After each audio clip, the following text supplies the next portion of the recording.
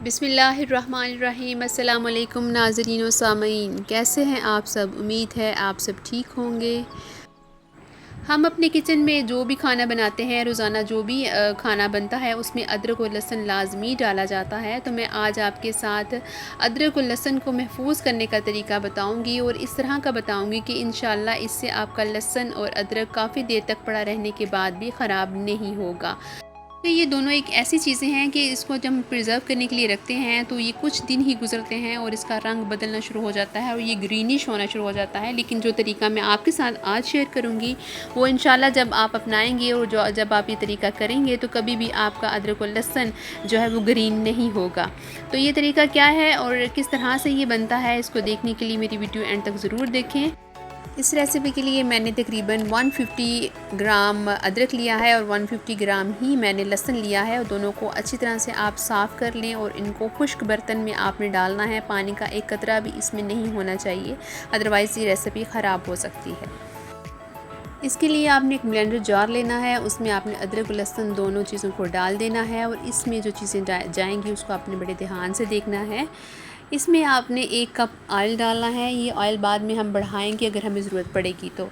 इसके साथ हमें तकरीबन 1/4 खाने की चम्मच, चाय की चम्मच नहीं, 1/4 खाने की चम्मच हमें इसमें हल्दी डालनी है और इसी तरह से 1 चुटकी इसमें नमक डालेंगे। ये दोनों चीज़ें इसकी प्रिजर्वेटिव्स का काम करेंगी जिससे ये अदरक और लहसुन बिल्कुल भी ख़राब नहीं होगा।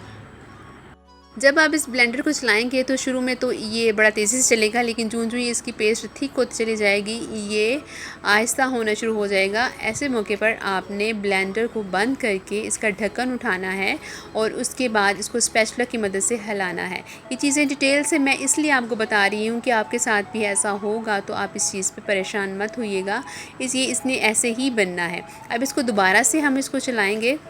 अब ये ब्लेंड हो रहा है लेकिन हमें ये उस तरह की पेस्ट नहीं बन रही, अभी भी उस तरह से ये नहीं बन रहा जिस तरह से हम चाहते हैं। तो इसमें अब हम दोबारा से अब थोड़ा सा ऑयल और डालेंगे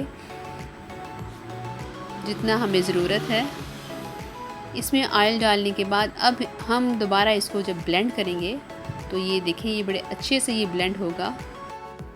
अब आपने ब्लेंडिंग के दौरान स्पैचुला की मदद से ऑयल को पूरे पेस्ट तक लेके जाना है। इसको हिलाएंगे तो ऑयल सारे पेस्ट में चला जाएगा और ये अच्छी तरह से ये ब्लेंड हो जाएगा। इस तरह करने से जो हम चाहते हैं, जिस तरह का पेस्ट हमें चाहिए, वो इंशाल्लाह हमें मिल जाएगा। ये अच्छी तरह से ब्लेंड हो चुका है। अब इसको हम एक बोल में निकालेंगे। देखिए कितना अच्छा टेक्सचर इसका बना है। बोल में निकालने के बाद इसकी शक्ल कुछ इस तरह से होगी।